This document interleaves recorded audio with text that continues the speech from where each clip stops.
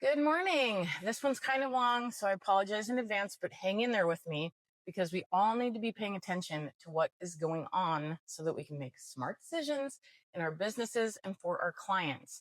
It is a huge week for economic data in our country.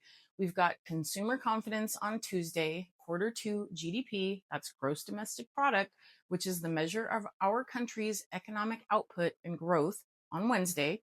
PCE inflation, that's personal consumption expenditures, which is our measure of consumer spending in the US, on Thursday, and the big monthly jobs report on Friday. Plus, the Fed will release its interest rate decision this Wednesday, but no rate hike is expected.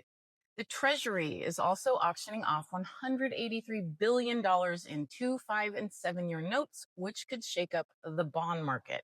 What does that mean?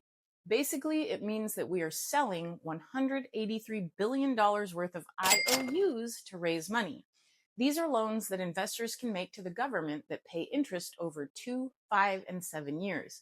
Here's why that matters. When there's a lot of new debt being sold, investors may demand higher interest rates to buy it, especially if there's less demand. That can cause bond prices to drop and mortgage rates to rise since they are closely tied to the bond market. Don't forget, trade headlines are brewing drama before the August 1st tariffs hit.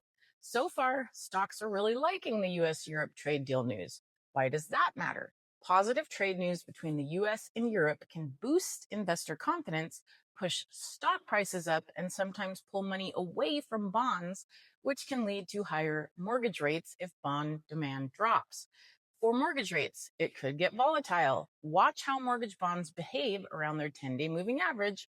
Remember what I taught you, the 10-day moving average is like a trend line that shows where mortgage rates have been heading over the past 10 days. If rates fall below it, it could mean that they're about to get worse. If they do break below it and you are refinancing or under contract for a purchase, you should consider locking your rate. Have questions? Call me. Let's make smart moves this week.